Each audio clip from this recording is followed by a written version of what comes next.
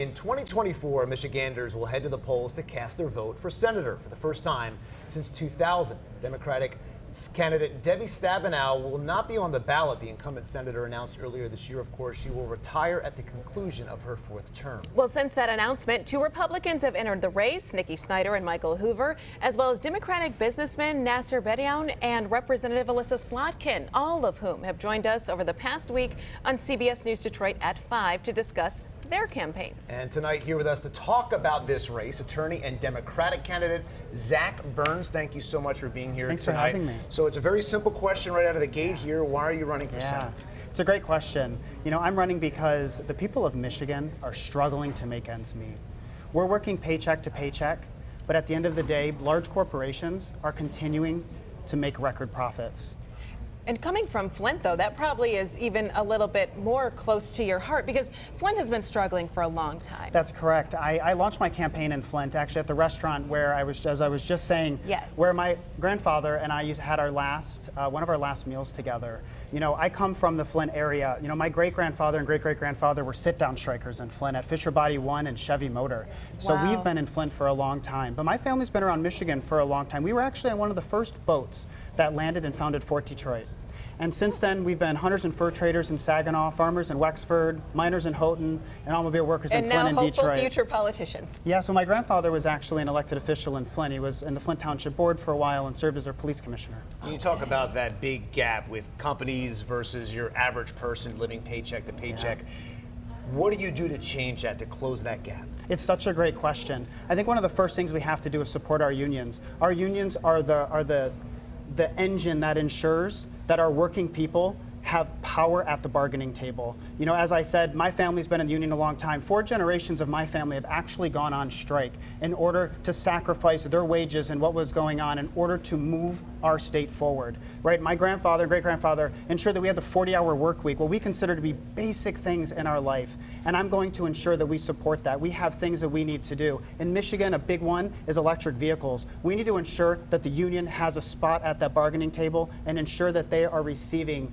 a fair shot at protecting our workers in Michigan to keep them moving forward. On more of an individual basis, though, we also have big problems with mental health, and abortion is also a hot topic right now. What are your plans or feelings or stances? Yes. So first off, mental health is a huge issue in our community, as well as addiction. I consider those to be two things that I am fighting for. I've actually witnessed the impact of mental health. In fact, one of my very close friends from high school recently passed away from addiction and mental health issues. So I know firsthand what that looks like, and we have to invest more in that.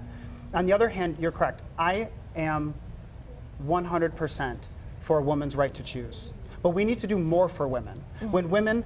We need to ensure all women have access to health care. We need to ensure that women, when they choose to go back to work, have maternity leave so they can recover and have time with their children. And if they choose to return to work, we need to ensure that they have accessible and affordable child care. These are basic things. And if she is back at work, let's make sure that she gets paid an equal wage for the equal work she's doing at the shop. It all sounds like common sense, right? But that isn't what's been happening around here. So are you concerned about any obstacles that you would face in trying to get those things done? So I love the phrase common sense, and I have to start with that because I always say this is common sense. This is what we should stand for. And I always hear, if it was so common, then we wouldn't have to say that. And I agree with that. But yes, there are obstacles. You know, I think the people of Michigan this election are going to vote their values, right? I stand for healthcare as a fundamental right. I stand to protect our environment. And these are things that Michiganders are going to want to go to the polls. And I think at the end of the day, this is the first time in decades, as you started this segment with, where Michiganders can take a second, slow down, and say, who do I want to send to Washington to fight for me? And I believe that I can be the voice of the working people here in Michigan, and I'm excited to go to Washington and ensure their voices are heard. When you talk about just some of the key issues, one of the big ones right now is gun control. Alyssa Slotkin was on yesterday. She's been a big advocate of more gun reform. Where do you stand on that, as we've seen so many unfortunate school shootings, even right here in Michigan? Sure. So I go back to when I was 16. When I was 16, I went to the funeral of my childhood best friend who was shot in the heart because a gun was left out and wasn't stored properly. I personally know what it means to look at a mother in the eyes who's lost their child because of this. On the other hand, I went up and hunted with my grandfather in Michigan. That's what we do in Michigan. Yeah. And I am all about saying that we can ensure that we do common sense things, background checks, ensure our guns are stored, like most, if not almost all of our responsible gun owners in Michigan. But we can still ensure that at the end of the day, our hunters are able to put food in their freezer. This saves people hundreds of dollars at the grocery store when they're able to go hunting and have a deer in their freezer. And I know that because that's how my family made ends meet when I was growing up. You know, when I was born, my dad was an apprentice electrician. My mom was a travel agent. We know what it means to save money by going and doing things that I think are really the core part of being in Michigan. Well, Zach Burns, thank you so much tonight for being with us. Thank you. As you run for a Senate seat.